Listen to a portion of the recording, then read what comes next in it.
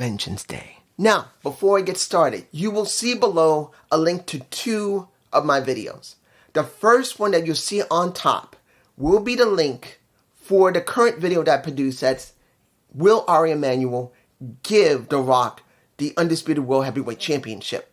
I made that video. Now, this was made before I found out about The Rock forcing himself to get a WrestleMania match when many people believed that it was not right. Yes, I know there's a controversy saying that The Rock shouldn't be doing it, but The Rock is the most money. I put that into my gut report. You'll hear it yourself, but there's going to be a second link.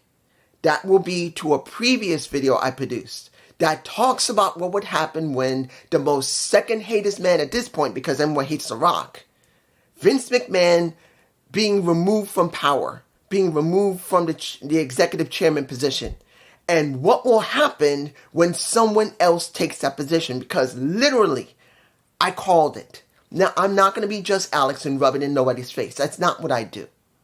I'm not going to do that. I don't need to do that. But I did say this roughly about maybe 3.5 months ago, and the video is below. I don't need to say I'm better than them, because I'm not. I'm not going to say that I'm a better talker than Just Alex or JD or Solid Monster or anyone else. I'm not. But I knew what I knew. I knew that when Vince was taken out of his position, someone was going to fill that executive chairman position, which is now a director of the board of TKO Group's holdings. And that's what The Rock is. And now he's made the decision of, not only from what I understand, because I've not fully seen the entire article, that he managed to convince Ari, not just the board of directors, but Ari himself, to let him have the match against Roman, and also a former writer for WWE. I can't remember his name, but a former friend and who is a writer, to not only write his stuff, but possibly write almost anything else, just in case something happens with Triple H.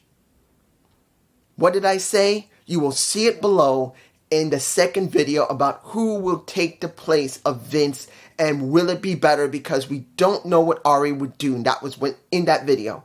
And as I said in the current video, Ari is going to do whatever it takes to make this. And everyone keeps thinking, JD and Just Alex keep thinking about WrestleMania. WrestleMania. I'm not thinking about WrestleMania. I'm thinking long-term beyond WrestleMania to SummerSlam, to pretty much Survivor Series, and beyond that to the next Royal Rumble, to the next shows, to the Saudi shows. Only thing Ari cares about is maximizing as much money from this moment on. It doesn't matter if the storylines work. It doesn't matter. As long as it produces money, he doesn't care who does what. And you will see that in not just the first video, which is my current one, but a previous video that I produced. Now, let's move on to Stand and Deliver. I'm sorry this took 3 minutes, but I had to do this because I want people to know that I did see this ahead of time. I did see it, and I'm not rubbing in Just Alex. I'm not going to rub it in JD's faces. There's no point in that. Let's just see the evidence and know who understood what was going on. Now, Stand and Deliver. That's the next one before WrestleMania. Vengeance Day. This was a good show. It was. I enjoyed it. And yes, and I know there's going to be people saying, dude, this was very formulaic. This was by the numbers and even kind of predictable. Yes, but it does not mean predictability sucks every time. We were waiting for it, yes, but it counts on not it being predictable, but if it was bringing it up an emotion. And I'll explain it when I reach to the last wonderful, for me personally, wonderful match that made it mean something. Now, first match, we got the finals for the Dusty Classic Tag. I think the reason I'm botching here is because I'm thinking about what's coming at the end of the show, and I'm trying not to be biased here, because when it came to Baron Corbin and Braun Breaker versus Trick and Melo, I'm going to tell you the truth. I didn't expect Melo or Trick to win. I knew that. But one thing I was questioning, because even though I felt I knew who was going to eat the pin, and I felt it would be Braun Breaker who would get the pin, And it would possibly be Melo who would have to eat it because of how things are being set up, particularly that Melo's already been on the main roster. He's already been there a couple of times already, and it's obvious that they're eventually going to make him leave because of the situation that's happened at the end of the show. But I wasn't sure. Now, the match was actually quite good. It was good. But I gotta admit, if you watch, Carmelo Hayes was holding back. He was. Now, that was probably purposely done to set up what was going on at the end of the show, if anyone could catch it. He purposely did not want to go that far. He purposely wanted to hold back enough that he didn't hurt himself, but to make it look good for Trick. Now, if anyone else noticed what I noticed, you had to see that Carmelo go a lot harder, a lot faster, and do whatever is needed, but there were parts that he held back. And even though he saved Trick and ate the pin, and then afterward, when you see him in the back, getting checked over by the trainers, and he's talking about Melo basically questioned by Trick saying, why did you eat that pin? Why did you push me out of the way? He says, you got this match. I'm watching your back. I'm there for you. It's my job to watch out for my boy. And he says, all right, if you're going to be that way, I love you. And because of that, I want you at ringside. And Melo was saying, no, I know you don't want me there. But then Melo got what he wanted. He got Trick to want to have him at ringside. Now, I could say this at the end, but I'm saying it now because it was obvious from the look on Melo's face. He got what he wanted. Let's move on. Next match. No DQ. Dijak versus Joe Gacy. Now, let me make this clear. There's not much of a story between Dijak and Joe Gacy. I'm not against Joe Gacy. Particularly that he did a couple of things that reminded me of Wade Barrett. Like doing the upside down on the ring rope, and I think that's what he was doing. I did hear there was going to be a project about Wade Barrett, and maybe someone was going to take a little bit of aspects of Wade and actually add it into the character. It could be Joe Gacy, because I'm not saying that they were both built exactly the same, but they were both pretty heavy set guys. They can both go fast in the ring. They both were very charismatic, so it's a possibility they're taking bits of Bray Wyatt, and I know not many people are going to like that from Window Rotunda, and hearing that, but I think that might be what's going on here, because the way he was acting was not too different from a little Bray Wyatt-esque. That's the way it felt during the match when he was with Dijak. It felt like this was partially like a Wade Barrett. I'm feeling awkward saying it, but it did feel like a Wade Barrett match. And it's not bad. No, not Wade Barrett. What am I saying? Bray Wyatt. I'm sorry. I'm When things irk me, I botch. I'm sorry. If this is the first time you've seen this, hiya. Sometimes when I get irked, when something makes me feel awkward, I begin to botch. When I saw how Joe Gacy was acting like Bray Wyatt, I'm going like, no. He's doing a handstand on the second turnrope. He's doing what Bray would do, but sort of different. Why would he do that unless the project that they talked about months ago, some type of project, something where it might be incorporated into one wrestler's character, was going to be shown? And it makes me think of Joe Gacy. I could be easily wrong, and you guys can tell me below. But when you see this match, and you saw how many times did he... Not one time that he did a 1 count kick out from a Dijak. He did 4 of them until he finally got destroyed by Dijak. Finally got whooped. And it was not a bad match. But then it makes me think, is this the project they were talking about months ago? That if it's not about a special, but I think they were talking about maybe doing something with one wrestler where it takes a little bit of Bray Wyatt and add a little bit his personality into his own character. This might be Joe Gacy. Let's move on. 6 mixed tag. The Family versus Out the Mud. Now, I'm going to tell you this. It was an okay match. It wasn't a great match, but it was an okay one. There was one person there that looked 100% awkward. It was not the Family. It was, well, let me give it to you like this. Stacks wasn't awkward. neither was Tony D'Angelo. Neither was on mud. Parker wasn't showing any awkwardness. In fact, she looked actually very good. When it came to, to the other two guys, Nima and Bronson. No, was it Bronson? Or Bronco, sorry. Or even Stacks himself. That was no problem. They all seemed to know what they were doing. It was Rizzo who 100% started showing a lot of awkwardness in the ring. She did. Now, was she doing an okay match, particularly doing some good forearms? It wasn't that bad. But you can tell the way she moved around in the ring that she's very inexperienced and she really doesn't know how to make her character work while she's in a match. It's like she was trying to understand, okay, I got to be like this and I got to be like that. As far as I know, other than the Battle Royal that she was in, she really hasn't done any matches yet. And it shows how awkward she was in the ring. Really, she has charisma. But when you have that charisma in a match, you have to know when to use it and also be able to carry yourself while you're doing it. And she was not doing it. She looked so awkward. Now, mind you, when she did that, basically when she dove off the top turnbuckle onto the ground on top of mud and she did spread eagle like this, I won't say it wasn't looking good, but I'm telling you, when she has to start trying to be with a character, she looks so awkward. She should have, this is what I wish had happened with Rizzo, even though I was happy that they did put somebody with the family. They should have let her have matches on her own for a little while. They could have still introduced her, but she could have said, I don't want you by my side. I want to do this on my own. I want to prove to the family that I can handle myself so I can be your real enforcer.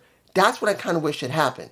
And I was hoping that whatever she was doing beforehand, that was something wrestling related, but she wasn't. From what they said, she was a long jumper. And you could tell she really doesn't know how to do her character correctly. So even though the family won, it was sloppy. She just looked so awkward. What? I just lost Johnny. Kind of reminds me of John Cena. If you don't know, Johnny may have looked good, but was very formulaic as a really white bread babyface. That is what we need to get Rizzo at. Let her be well, you know what I mean. She needs to be like just the typical either bad girl or good girl. And then we can build from there. Because until then, we don't got nothing. Let's move on. The Women's Championship.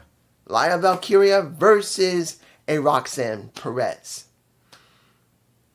There was one thing that was strange for me personally.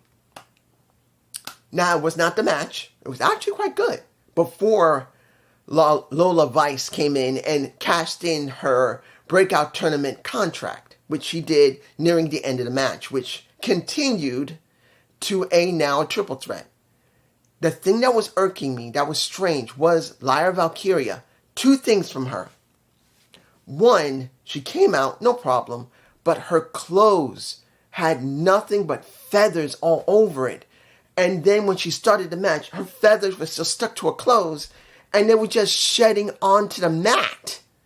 That's one of the problems when it comes to ring attire that not everyone talks about. When there is a wrestler, they focus more on what the wrestler does in the ring, how the drop toe holds, or when it comes to the headlocks and to the drop kicks and the suplexes. Sometimes you also have to notice what that person looked like and how they dress and hold themselves while they're in that ring. Because like I said with Rizzo, she looked fine physically. Her clothes looked alright. She seemed to at least understand the basics of wrestling, but she looked so awkward trying to wrestle and use her character correctly, it didn't look good. Here with Lyra Valkyria, one problem was that Lyra's original feathers were stuck all over her, and as she wrestled, they just start dropping off her one bit at a time, one bit at a time, one bit at a time. Then, the second one, which was kind of strange. I've seen Lyra Valkyria's ring clothes before. Not really a problem or anything. But this time around, if you notice that she was wearing something that was showing a lot of ass cheeks. I'm sorry. Lyra Valkyria usually wears something generally black, and she decided she wanted something bluish and see-through.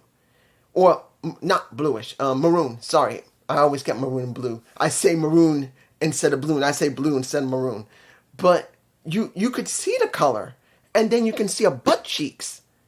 And usually she covers them up. And in this situation, whenever she bent over, you can see her ass, a lot of it. Whenever the camera was zoomed on it, they went away from it as quickly as possible, and you couldn't see most of the holes that was there. You could tell that the cameraman was told, be careful, don't zoom in on her ass. Tell me if you noticed too. I saw it, and that's what happened. So Lyra was doing her work. She was fine. She didn't show any breasts or anything, but her butt cheeks were very apparent.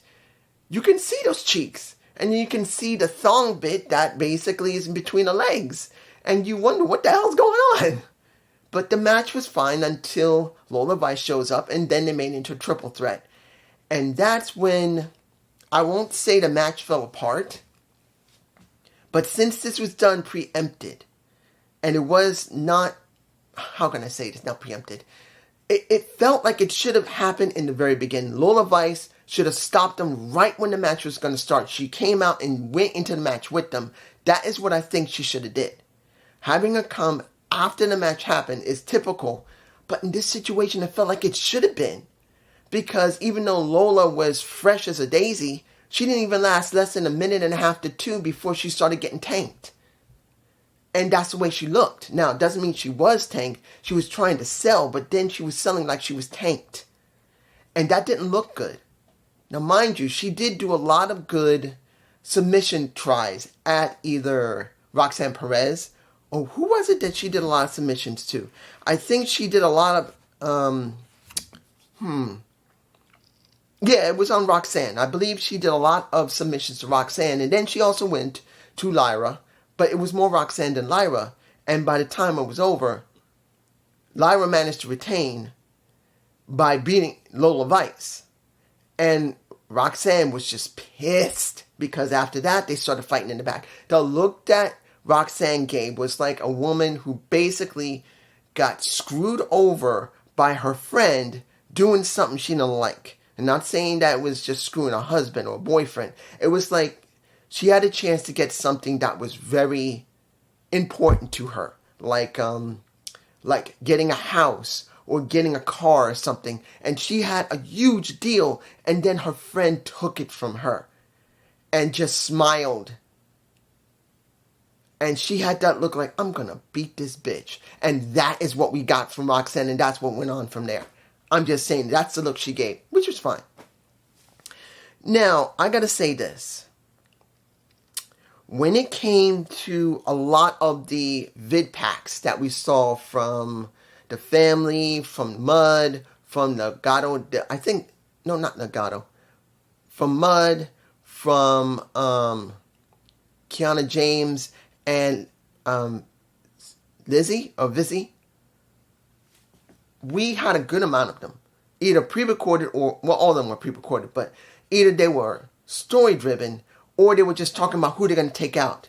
And knowing that Kiana Jordan was going to be the one that's going to be dealing with Day and with James, that was why.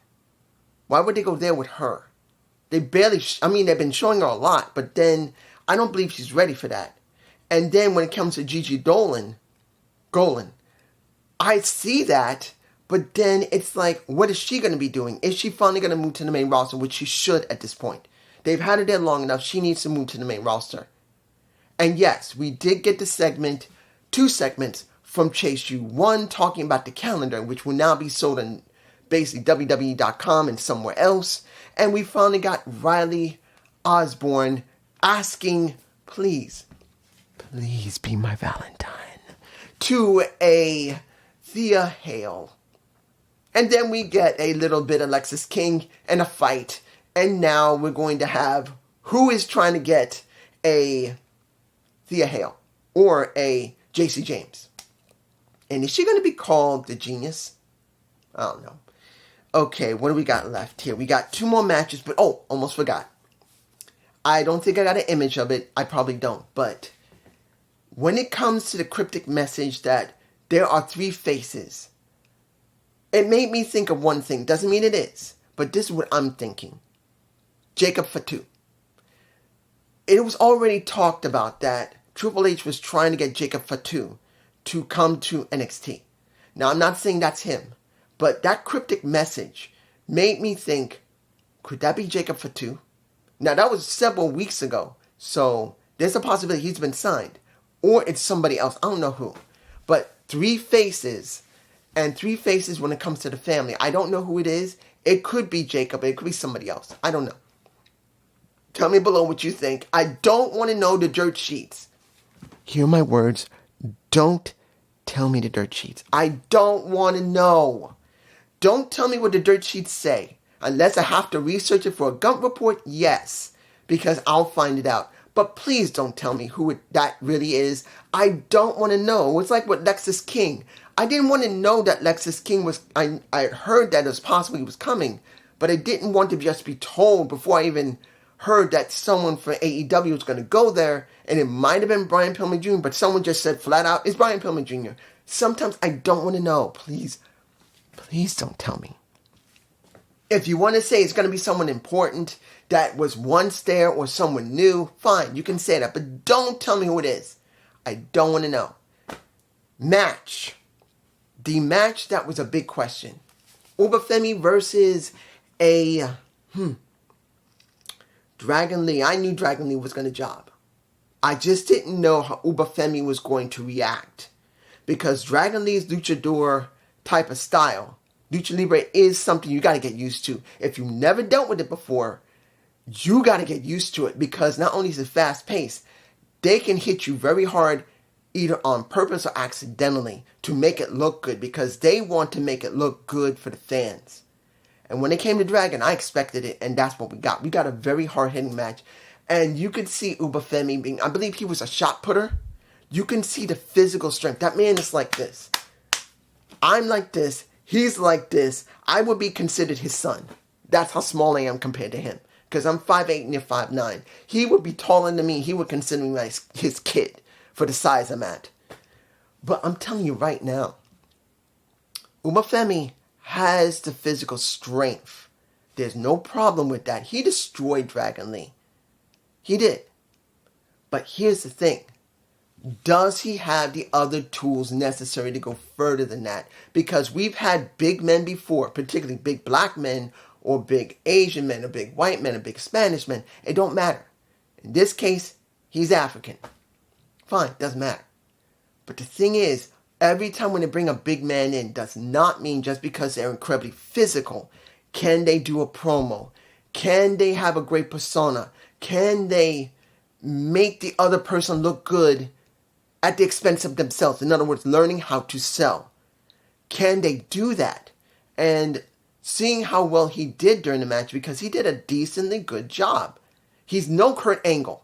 Kurt Angle took to this way faster than anyone in history. There is no one that's taken it better than him. No one has gone faster than him. And if anybody says, oh, this person's better than Kurt Angle, no. No. Kurt Angle had to learn how to handle a character, as well as work the ring style of pro wrestling compared to amateur. There is a difference.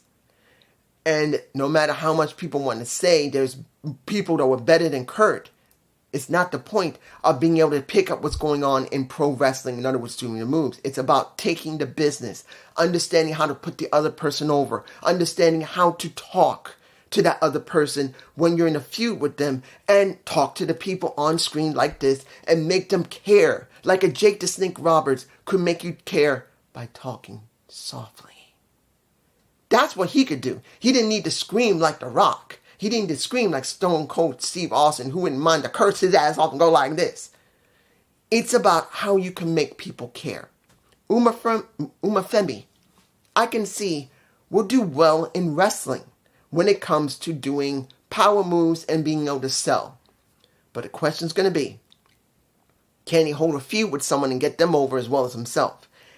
Can he talk? Can he make it mean something to invoke an emotion as much as excitement? He won. We already know. Let's move on to the final match, which is all that matters. Melo finally got him. I think that's going to be the title. Because we knew a while ago that Carmelo Hayes was going to turn on his boy. We knew. But like I said, just knowing doesn't matter. It's about how you make it work, making it known. Because it can be telegraphed this is going to happen, but it counts on how you make sure that as it's going to that spot, that you create excitement and emotion, that you make the person that is going to turn relevant to make them one hell of a heel, or they're going to make the person who's about to get turned on an incredibly good face and cared and sympathetic to. So, Trick Williams versus Ilya Dragunov. A damn good match. Trick already busted his lip open while he was having the Dusty Classic. And it got reopened during the match with Dragunov also got literally kicked in the face by, I seen it. Literally, when he kicked him right here. And there's a good chance that either he gave him a bloody nose or broke his nose. And that was Trick Williams. It was a pretty interesting type of match where both of them were bleeding, one from the mouth and one from the nose. And they were pounding each other to death. And Melo was at ringside. First thing that Melo did to try and screw with Trick that Trick didn't realize is when Trick went outside the ring and he was already thrown. I don't remember if he got thrown out. He went outside because he got kicked out or thrown out. Melo told him, don't worry, I got you. He's holding on to him. And the ref is counting. And he's counting up to 4, 5. And Melo's holding him. And Trick is saying, I gotta go. And he said, don't worry, I got you. I know it's gonna work. 8. Nearing 9, he managed to push away from Melo and jumps into the ring. The second one is when they were both outside the ring. And I do believe that's when Trick Williams decided to do pretty much a rock bottom. Yeah, it looked like a rock bottom. He grabbed Ilya by here, goes up, or chokeslam almost. And then they both land flat. I mean, Trick landed here, and Ilya landed here. Flat on the back. And they were both getting up off the floor. And as Trick was on the steps trying to recover, Carmelo goes straight into Ilya's face and said, this is the last time you're going to get disses. And Melo gets pie face. Didn't like it, tried to swing, and Ilya shoves him, and he conveniently clips a Carmelo Hayes in the left knee, which was already injured from their match already. Because he was already selling it then. He sold it there now. And from there, the match continued, and by nearing the end, next to the ref getting nailed, and Trick winning the match. It got count up to 10 before the second ref managed to get into the ring. We got a 10 count. Fans were mad. And then another almost pin. And the second ref was now being yelled at saying, bad call ref. By the end, Carmelo jumps onto the ring again. And then gets into the way. And then Trick finally lost the match. I will tell you, that was one of the best matches I've seen Trick do. Oh. I didn't want to lose my train of thought because I will lose it. Sometimes I lose it. But let me give it to you like this. This was the best Trick Williams match I've seen him do yet. And I was not a huge Trick Williams fan, but I did know, and I know people will remember this if they watched me for a while, for almost 2 years ago. I said that Carmelo Hayes was ready for the main roster, but Trick Williams needed to go off on his own. He needed to prove himself. He needed to show that he was ready. And since, I think about 4 months later, after I said that, they finally decided to push him. And he has gotten over. Whoop That Trick has gotten over. And as I said, they used that catchphrase once in Impact Wrestling. When it was Trinity and Mickie James. It got over. He's gotten over. He's gotten big. And it's good to see that he put the work in and he's gotten it. This was the best match I've seen him do. It was the most emotional match I've seen him do. And in the end, when it was all said and done, what did we get? Carmelo Hayes gets in the ring, comes to his boy, hugs him and said, don't worry, you'll get it again. You did great. I'm proud of you. I love you. I'm proud of you. Hugged him. And as Trick was standing up and looks like he was about to cheer to the crowd, He gets his left knee clipped. Oh, I messed up my screen. Sorry. I said sorry to my camera for spitting on it. But I do believe I got that shot of him clipping Trick in the knee. It's in my face. He clipped that knee. He went and got a chair and whooped that Trick's leg. He whooped it how many times? I think about 6 times. He hit his knee, hit his leg, and then hit it a 7th time. Took something he had. I forgot what it was. MTO, I believe. It was MTO or HTO. I can't remember. He laid it on Trick's chest and pretty much said, this happened. This is your fault. This is what you get. And then he tried to blame the fans, saying, this is all because of you. This is all because of you. He tried to put it on the fans. So that means this Tuesday, we will get Carmelo Hayes in the ring. Or either we'll get well, this is what I'm thinking. Either Trick will go to the ring in the very beginning and call out Melo, and he will not come out. Or at least not come out without skirkling around. He also could come out and just say the reason why, but I think they won't do that. I think what they'll do is either to give Carmelo time to speak, or to give, at the end, Trick time to call out Melo. But I do believe someone's getting their ass whooped when that happens. This was, yes, predictable. There was a moment where you see someone awkward, in other words, Rizzo. Yes. I'm not going to say the entire show was incredibly bad. It wasn't. It was a good show. You'll have no problem. Even though when it came to Gacy and Dijak, there was no real story other than him just being stared down while he was on commentary and then they started fighting. We got a good show.